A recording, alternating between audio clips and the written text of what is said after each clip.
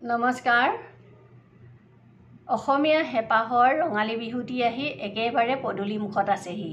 বিহু বুলি ক'লে অসমীয়া লোকে একেবাৰে নাচি বাগি থাকিবলৈ মন কৰে, গা হাতখন আঠখন কৰে, আনন্দত মতলীয়া হৈ থাকিবলৈ মন কৰে।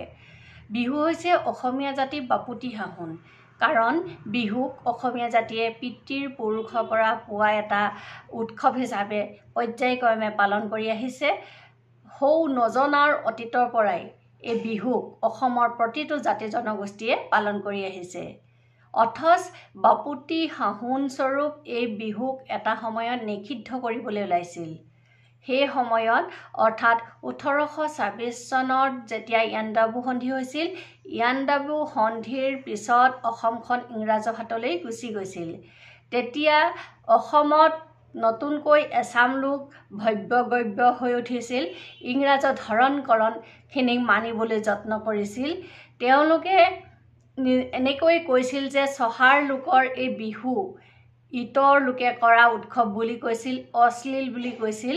গতিকে বিহুক নিষিদ্ধ কৰিব লাগে বুলি ইংৰাজৰ ওচৰত আৰ্জি দিছিল। তাৰ ভিতৰত অন্যতম এজন আছিল নগাঁৱৰ বুদ্ধীন্দ্ৰ নাথ দিলিহিয়াল ভট্টাচাৰ্য, যিজনে 1898 চনৰ 24 আগষ্টত লণ্ডনৰ পৰা প্ৰকাশিত এখন বাতৰি কাকত দ্য নেশ্যনেল গাৰ্ডিয়ান নামৰ বাতৰি কাকতখনত দ্য আছামিজ বিহু বুলি এটা লেখা লিখিছিল, যিটো লেখাত যে বিহু একেবাৰে এটা বেয়া উৎসৱ, বিহুত ভাল মানুহে অংশগ্ৰহণ নকৰে, এই কথাখিনি লিখিছিল আৰু ব্ৰিটিছক জোৰকৈ কৈছিল যে বিহুক অসমৰ পৰা নিষিদ্ধ কৰিব লাগে।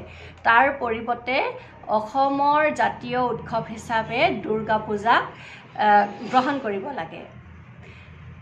এনেদৰে কথাবোৰ চলি আহিছিল আৰু ব্ৰিটিছে এই কথাবিলাক সঁচা বুলি ভাবি বিহুক নিষিদ্ধ কৰিবলৈ ওলাইছিল।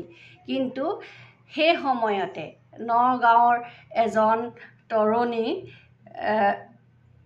আনন্দ দাস জামুৰ খাই উঠিছিল।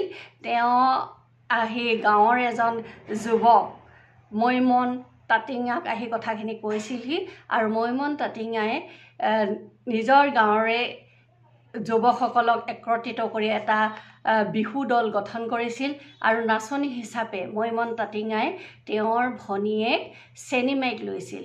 তেওঁলোকে আখৰা কৰি বিহু সকলোবোৰ বাদ্যযন্ত্ৰ লগত লৈ নগাঁৱৰ পৰা গুৱাহাটীলৈ আহিছিল খোজকাঢ়ি আৰু নগাঁৱত আহি ব্ৰিটিছৰ আগত বিহু প্ৰদৰ্শন কৰিছিল। আৰু ব্ৰিটিছৰ আগত যেতিয়া বিহু প্ৰদৰ্শন কৰিলে, তেতিয়া ব্ৰিটিছসকলে ভাবি ল'লে যে সঁচাকৈ বিহু হৈছে অসমীয়া জাতিৰ এটা উৎসৱ, যিটো উৎসৱত অসমীয়াৰ কৃষ্টি সংস্কৃতি পৰম্পৰা আদি উদ্ভাসিত হৈ পৰিছে। গতিকে বিহুক নিষিদ্ধ কৰিব নিবিচাৰিলে, তেওঁলোকে বিহুক নিষিদ্ধ কৰাটো বন্ধ কৰি দিলে আৰু বিহু যে অসমীয়াৰ জাতিৰ এটা উৎসৱ, জাতীয় উৎসৱ, সেই কথা তেওঁলোকে স্বীকৃতি দিলে। তেতিয়াৰ পৰাই আকৌ বিহুক মন প্ৰাণ ঢালি অসমীয়াই পালন কৰিবলৈ ল'লে, উদযাপন কৰিবলৈ ল'লে। ধন্যবাদ।